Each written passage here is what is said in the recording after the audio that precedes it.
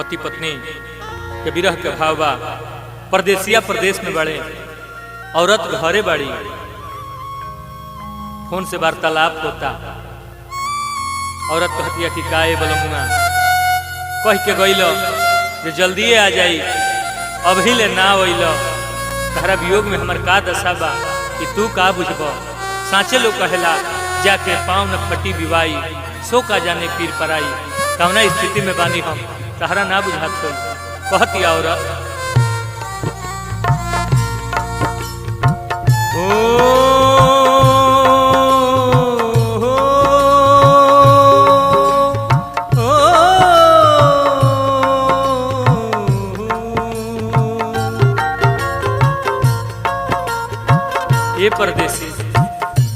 ए परदेसी आवे के कही के, ए परदेसी आवे के कही के, बोला न काहे आवेला,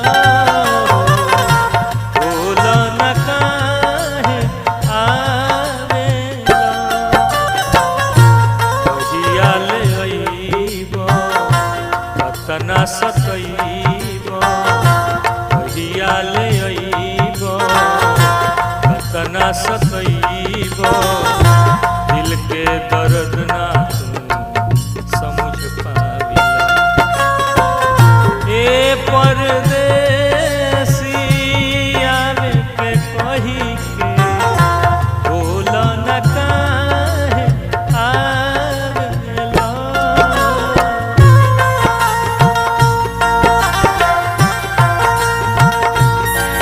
ये बलमुआ तहरा विरह में हम कैसे बानी कि तारा का बुझाई। लालजी भैया, ए सुख नारायण यादव जी, राम ध्यान यादव जी, राम ध्यान यादव जी, यह रोग के दवाई तहरो क्लिनिक में ना हुई।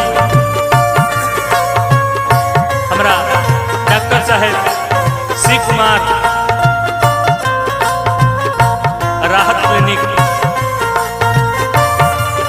एकर इलाज रहुओ ना जानत हो। कहती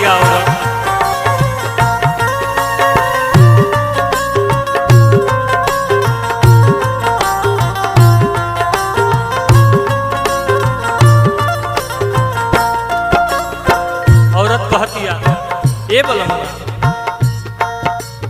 निकली ले घर से जब जब हम अंगना, खन के कलाई में चूड़ी और कंगना।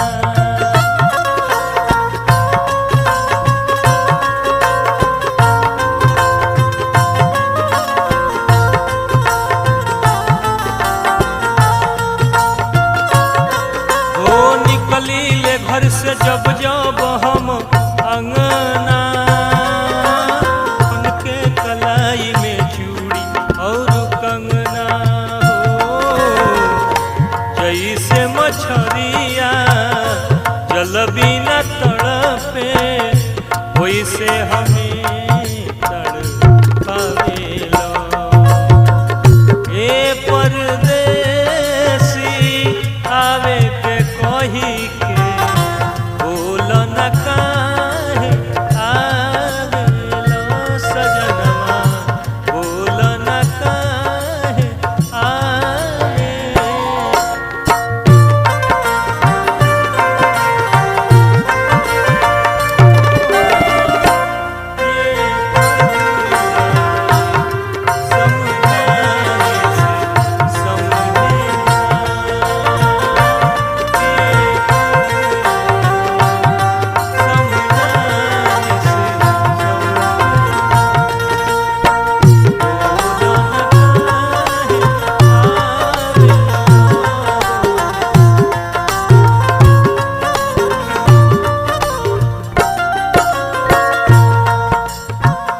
परदेसिया के औरत कहतरी कि ए बलमुआ ए राजा तू तो चल गइल, पूजा माजा में बड़ा मौज करत रह, लेकिन हमारे जा का दशा बा। तारा घर भर के लोग के फंक्शन हम सुनत नहीं। कहतिया सहल न जाला सहल न जाला सासू ननद के बोली कसमस करे लतनवा के हमारा चोली ननद के बोली कसमस करे लतनवा के हमारा सहल न जाला सासू ननद के बोली कसमस करे लतनवा के हमारा चोली हो तोहरे बिरह में जियतानी कसहू काहे तू जियते मुआवेलो ए परदेसी आवे के कही के बोल न काहे आवेलो बोल न काहे आवेलो।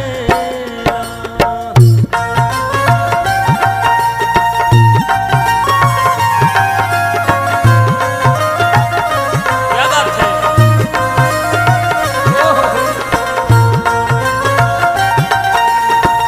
बोल न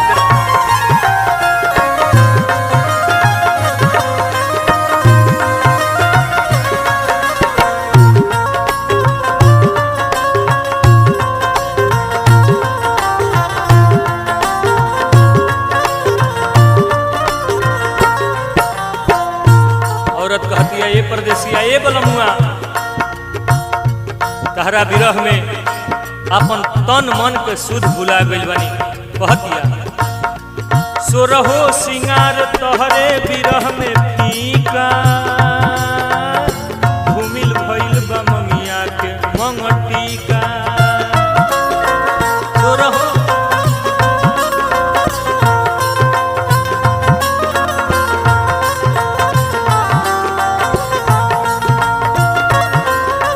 सोरहो सिंगार तहरे विरह में फीका धूमिल भइल बा ममिया के मंगटिका ओ इहे बायरजी ए समदरसी कतनो भुलाई बड़ी याद